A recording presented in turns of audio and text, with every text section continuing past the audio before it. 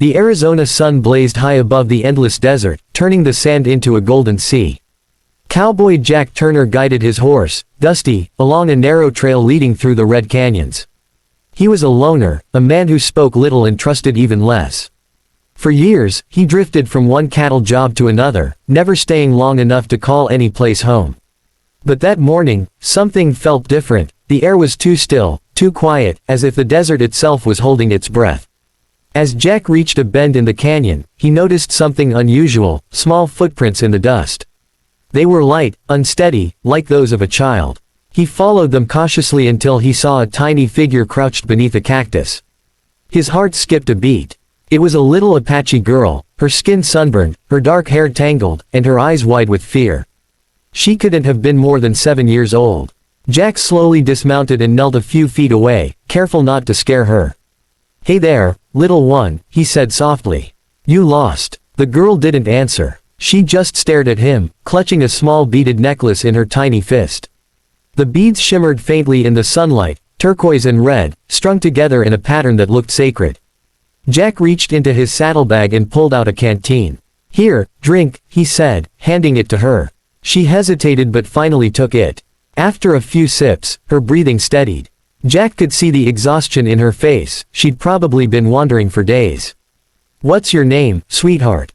he asked. No answer. Only those deep, dark eyes studying him, trying to decide if he was a friend or foe. Jack sighed. He wasn't good with kids.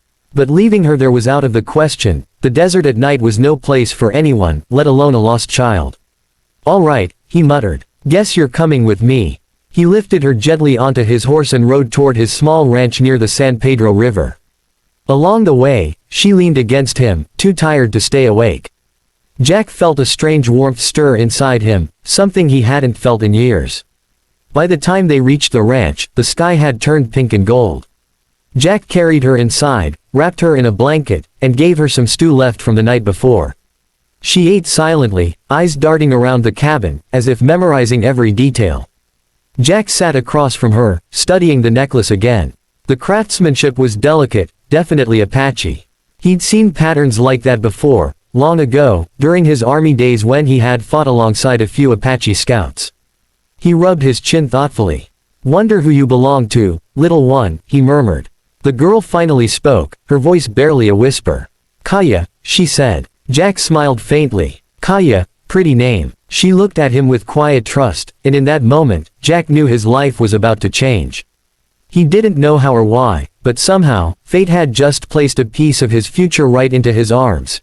Days turned into weeks, and the desert slowly shifted from a place of danger to a home filled with quiet warmth. Jack's cabin, once silent except for the creak of the rocking chair and the wind through the shutters, now echoed with the soft laughter of little Kaya. Though she spoke little English, they found ways to understand each other. She helped feed the horses, fetched water, and hummed gentle Apache tunes while sitting near the fire. At first, Jack told himself he was only keeping her safe until he found her family. But deep down, he felt something different, something he hadn't felt in years. Kaya had brought light into his lonely life, the kind of light that made the empty evenings feel alive again. One evening, as the sun dipped behind the mesas, Jack sat on the porch carving a wooden toy horse. Kaya sat beside him, her beaded necklace glinting in the dying light. "Your mama give you that?" Jack asked, nodding toward the necklace. Kaya nodded, eyes softening with sadness. "Mama, taken," she whispered. "Bad men. By river." Jack froze. He'd heard of raids, traders and drifters who kidnapped native women and sold them or used them as servants. His jaw tightened. "Do you remember where?" She pointed toward the south. "Big rocks. River sings loud." Jack stood up immediately. "That's near the San Pedro Bend," he muttered. He'd ridden through there before, rough country, and dangerous. But he couldn't just ignore what she'd said. If her mother was still alive, he'd find her. The next morning, Jack saddled Dusty, packed food, and took Kaya with him. They followed the river trail until, by afternoon, they reached an Apache camp hidden between red cliffs.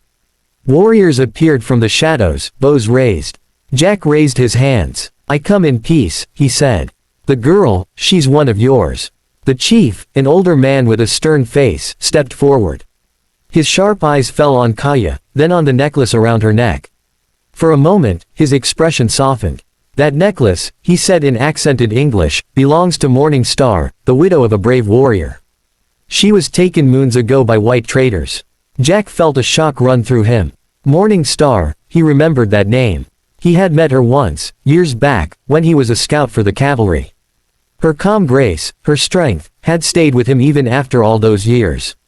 "The girl, she's Morning Star's daughter?" Jack asked quietly. The chief nodded. "Yes. Her spirit led her to you."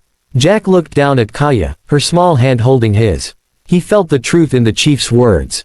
Fate had guided the child to him, not by accident but by design. He looked back at the chief, determination in his eyes. "Then I'll bring her mother home," he said firmly. "No matter what it takes." As the sun sank behind the canyon, Jack Turner, the lone cowboy, prepared for a journey that would test his courage, his loyalty, and the buried love he thought he'd left behind in the dust of the desert. The night before the rescue, the Apache camp was alive with quiet tension. Warriors sharpened their blades under the moonlight while women whispered prayers to the spirits. Jack sat near the fire, checking his rifle. Kaya sat beside him, holding the small wooden horse he had carved for her. "Find Mama?" she asked softly. Jack looked at her and nodded. "I'll bring her home, little one. I promise." At dawn, the rescue party set out, 5 Apache warriors and 1 cowboy riding side by side. The river bend was treacherous, filled with thorn bushes and rocky cliffs. Jack's sharp eyes scanned the horizon until he spotted smoke rising near the canyon walls. A small camp, 3 traders, armed, with horses tied nearby. Through his binoculars, he saw her. Morning Star, thin, tired, but unmistakably strong. Even after all she'd endured, her spirit hadn't broken. She was tending a fire, her wrists bound loosely with rope. Jack's heart pounded. Memories flashed through his mind, the time he'd met her years ago, her calm voice, her brave eyes. He had thought he'd never see her again. And now fate had led him back. The Apaches moved like shadows, surrounding the camp. Jack gave the signal. A shout broke the silence, arrows flew, and chaos erupted. The traders scrambled for their guns, but they were outmatched. Jack charged forward, his rifle cracking through the desert air. Within minutes, it was over. Morning Star looked up, trembling, as Jack cut her free. For a long moment, neither spoke. "Jack Turner," she whispered, her voice shaking. "You came." He smiled faintly. "Seems like I was meant to." Her eyes softened, with tears. "You saved my daughter." "She found me," Jack replied. "Strongest little girl I've ever met." When they returned to the village, the reunion was beyond words. Kaya ran into her mother's arms, crying with joy. Morning Star held her tight, murmuring prayers of thanks. The warriors cheered, and even the stern-faced chief smiled. That night, as the village celebrated, Morning Star sat with Jack by the fire. The flames reflected in her dark eyes. "I never thought I'd see you again," she said quietly. "The world took so much from both of us." Jack stared into the fire. "Maybe the world gives back what matters when you least expect it." Silence settled between them, comfortable, full of meaning. Then she smiled. "Stay, Jack. The desert knows your soul." He hesitated, looking out at the stars scattered across the vast sky. For the first time in years, he felt peace, the kind that only comes when a man finds where he truly belongs. Weeks later, the once lonely cowboy was no longer alone. Jack helped rebuild the Apache village, riding with their warriors, teaching the children to care for horses. Kaya followed him everywhere, calling him Papa Jack. Morning Star tended the sick, her laughter echoing through the canyons. Under the same Arizona sun where it had all begun, a cowboy, a widow, and her daughter found what neither war nor time could destroy, a family born from courage, kindness, and love stronger than the desert wind.